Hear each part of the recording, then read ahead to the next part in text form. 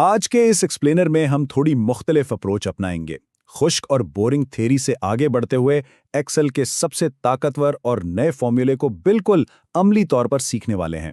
बहुत अरसे तक डेटा ढूंढने के पुराने तरीके इस्तेमाल होते रहे हैं, लेकिन अब वक्त आ गया है कि हम इस नए और बेहतरीन तरीके से अपना काम आसान बनाएं।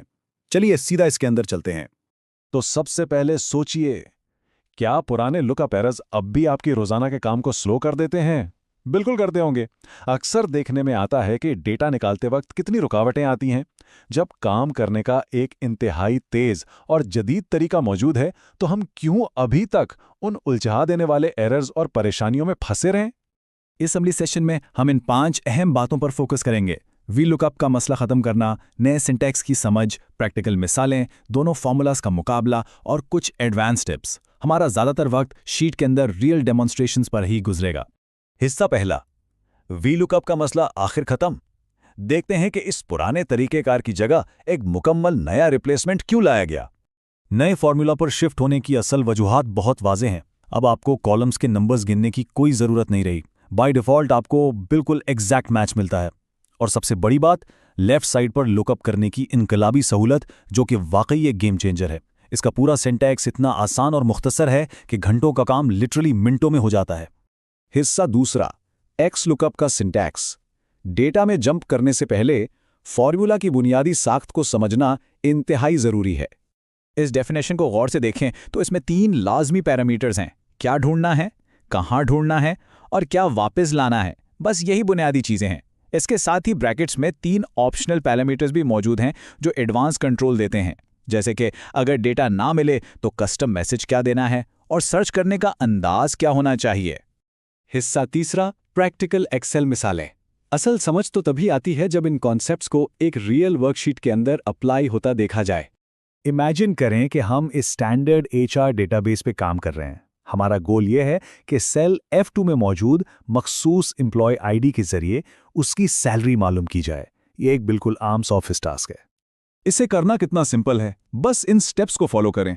हम सिंपली टारगेट आईडी को सिलेक्ट करते हैं, फिर कॉलम ए में आईडी की रेंज और आखिर में सैलरी वाले कॉलम को हाईलाइट कर देते हैं और नतीजा फौरन सामने।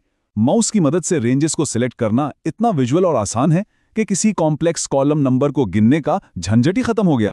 अच्छा, अब यहाँ सबसे काबिले गौर बात यह है कि मशहूर ज़माना लेफ्ट लुकअप का मसला कैसे हल होता है। पुराने टूल्स में यह सलाहियत बिल्कुल नहीं थी कि वो राइट कॉलम को देखकर लेफ्ट से नतीजा ला कर दें। लेकिन अब डेटा चाहे जिस तरतीब में हो, कोई फर्क नहीं पड़ता। हम सिंपली सैलरी के कॉलम को राइट साइड पर सर्च कर सकते हैं और उसके नतीजे में लेफ्ट साइड पर मौजूद एम्प्लॉय का नाम वापस ला सकते हैं। और ये सब बिल्कुल उसी सादा लॉजिक से होता है।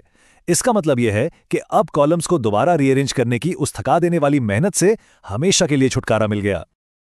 एक अहम मसला जो अक्सर पेश आता है, जब कोई एम्प्लॉय डेटाबेस में हो ही ना तो क्या होता है।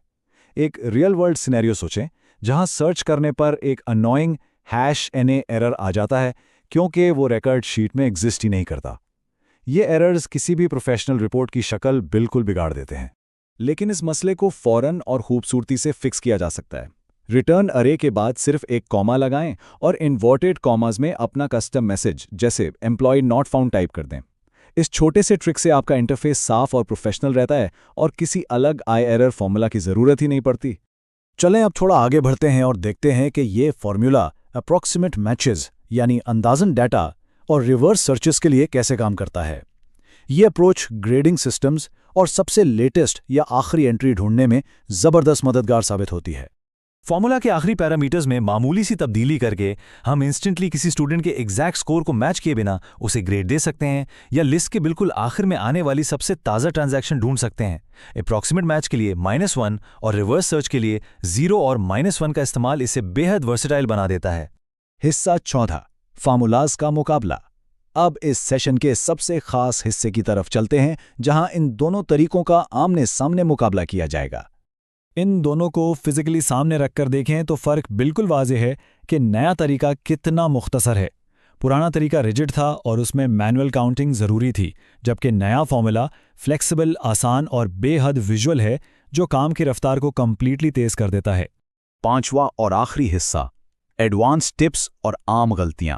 आइए कुछ प्रो टेक्निक्स देखते हैं और उन आम गलतियों का जायजा लेते हैं जो बिगनर्स अक्सर करते हैं। कॉम्प्लेक्स काम के लिए हम वाइल्ड कार्ड्स यूज कर सकते हैं, जैसे कि किसी लफ्ज के साथ स्टार लगाकर पार्शियल टेक्स्ट ढूंढना। या फिर एक और जबरदस्त टिप ये है कि एक फॉर्मूला को दूसरे के अंदर नेस्ट कर दिया जाए, जिससे रोज और कॉलम्स दोनों में एक साथ 2-वे मैट्रिक्स सर्च मुमकिन हो जाती है। ये लिटरली एक प्रो लेवल टेक्निक है। लेकिन जरा इस फॉर्मूला को देखें, आखिर क्या वजह है कि ये रेंजेस वर्कशीट में फौरन एरर पैदा कर रही हैं? एक मामूली सी मिस्टेक पूरे रिजल्ट को खराब कर सकती है। इस एरर की सबसे कॉमन वजह यह होती है कि लुकअप अरे और रिटर्न अरे का साइज बिल्कुल बराबर नहीं होता। जैसा कि इस मिसाल में पहली रेंज A2 से A10 है, जबकि दूसरी D2 से D5। इन दोनों रेंजेस का एग्जैक्ट साइज में होना लाजमी है। बस ब्रैकेट्स, रेंज सिलेक्शन और सादा टाइपिंग एरर्स को चेक कर लें और आपका फॉर्मूला परफेक्टली काम करेगा। जैसा कि हमने अब तक देखा, ये पावरफुल टूल डेटा को मैनेज करने का पूरा अंदाज ही बदल कर रख देता है। इसने लिटरली मुश्किल और लंबे कामों को विजुअल और सिंपल बना दिया है। तो आखिर में सोचने की बात यह है, क्या हम अब भी उन्हीं पुराने और स्लो तरीकों में उलझे रहेंगे, या इस जदीद इनकलाबी अप्रोच को अपनाकर अपने प्रोफेशनल डेटा स्किल्स को नेक्स्ट लेवल पर ले जाएंगे?